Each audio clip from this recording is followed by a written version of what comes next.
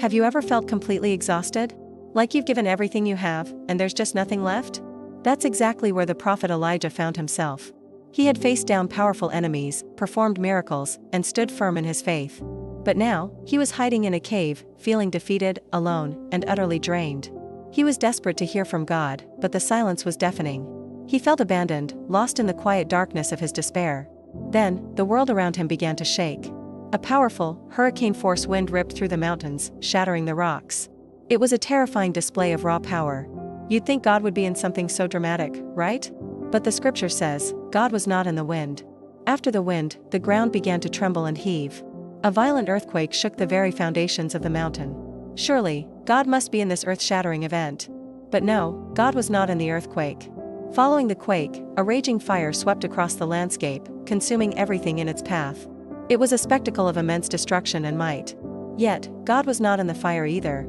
Elijah had witnessed the storm, the quake, and the fire, all the loud, chaotic, and dramatic things we often associate with a divine intervention.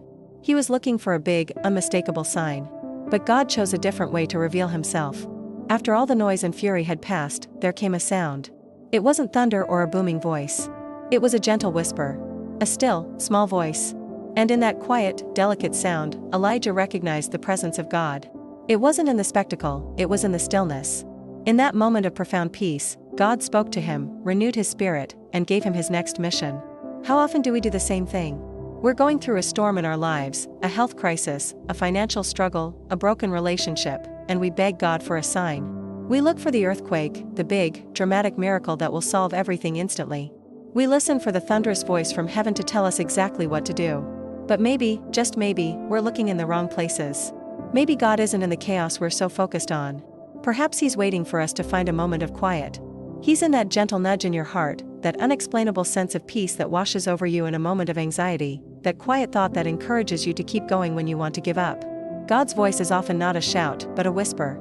It requires us to quiet the noise of the world, to silence our own fears and doubts, and to simply listen. So today, I encourage you, find a quiet space. Turn off the distractions. Breathe. And just listen for that gentle whisper. He is there. If this story touched your heart, please give this video a like and share it with someone who might need to hear this message. And don't forget to subscribe to our channel for more moments of reflection and faith. Thank you for watching.